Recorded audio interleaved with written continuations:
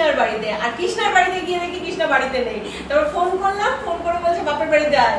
আর এখন আমি জানি না কার হ্যাপি বার্থডে, ওই দেখো প্লেট সাজিয়ে রেডি।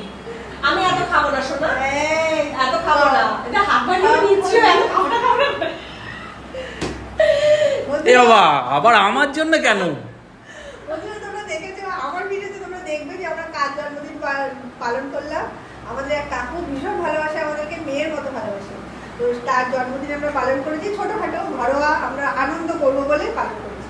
তো হঠাৎ থেকে সুস্মিতা চলে এসেছে। সুস্মিতা কিন্তু আমার প্ল্যানে ছিল না।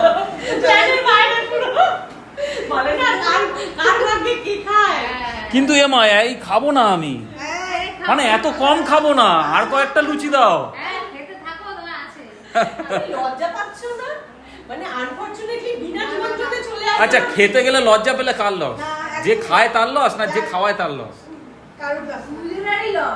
আচ্ছা, আমি আরেকজনের সাথে পরিচয় করিয়ে দিই তোমাদেরকে। এটা হচ্ছে আমাদের সুবর্ণা বৌদি। অনেকদিন পরে একসঙ্গে একদম।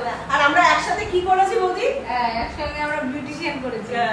তা সুবর্ণা বৌদির সাথে আমরা একসময় প্রচুর আড্ডা দিয়েছি, প্রচুর মজা করেছি। আর আমাদের যখন পার্লার ট্রেনিং হতো তো দুদিন ছাড়া ছাড়া আমাদের পিকনিক হতো, প্রচুর আনন্দ করেছি। তা অনেকদিন বাদে আছে বৌদির সাথে দেখা। দেখেছেন চঞ্চল থেকে সুভাষিনীর পেয়েছি। তাই সুভাষিনী আজকে